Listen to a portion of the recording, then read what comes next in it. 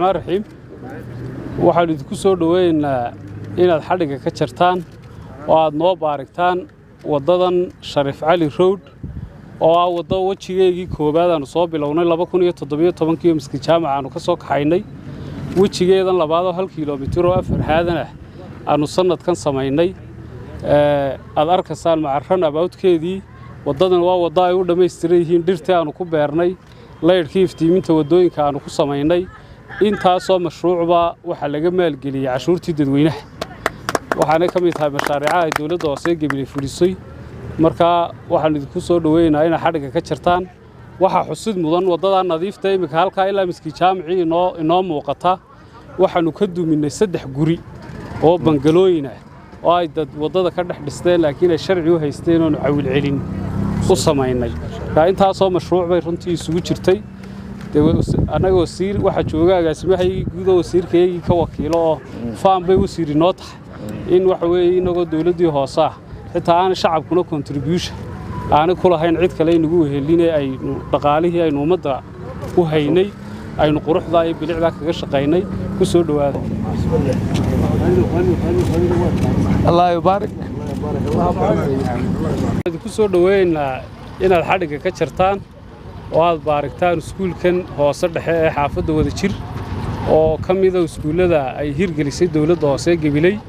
iskuulkan wuxuu ka kooban yahay 8 fasal ofiskii qaybtii hablaha gaarka u ahayd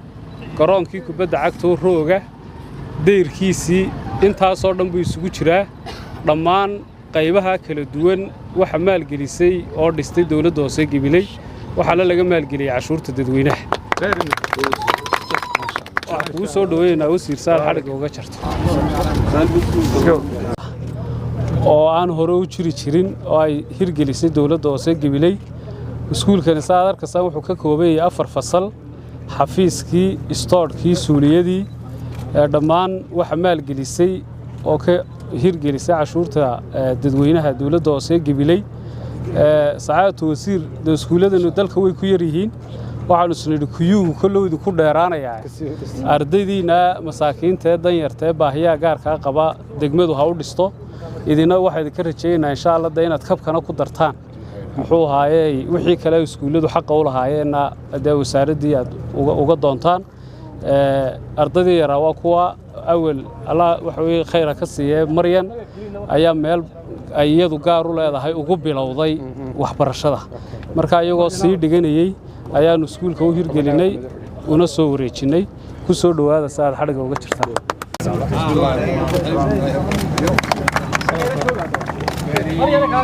agaasimaha guud wasaaradda arrimaha gudaha